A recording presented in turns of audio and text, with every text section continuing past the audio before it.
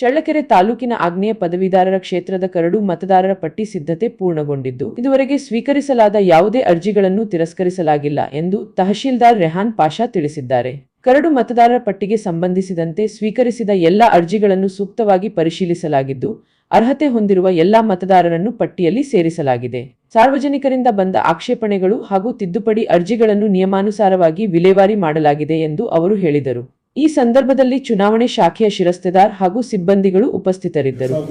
ಚುನಾವಣೆಗೆ ಒಟ್ಟು ಮತದಾರರು ಮುಂಚೆ ಕರಡು ಮತದಾರರ ಪಟ್ಟಿಯಲ್ಲಿ 7,110 ಜನ ಬಂದಿದ್ರು.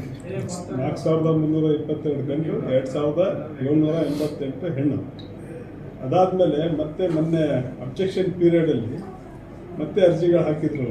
ಮತ್ತೆ ಅರ್ಜಿಗಳು ಹಾಕಿದಾಗ ಏನಾಯಿತು ಅಂದರೆ, ಮತ್ತೆ ಈ ಅಬ್ಜೆಕ್ಷನ್ ಪೀರಿಯಡಲ್ಲಿ 498 ಗಂಡು, 378 ಹೆಣ್ಣು ಮಕ್ಕಳು ಮತ್ತೆ ಹಾಕಿದ್ದಾರೆ. ಒಟ್ಟು ಟೋಟಲ್ ನಮ್ಮಲ್ಲಿ 7,986 ಮತದಾರರು ಇಲ್ಲಿವರೆಗೂ ಈ ಪಟ್ಟಿಯಲ್ಲಿ ಬಂದಿದ್ದಾರೆ.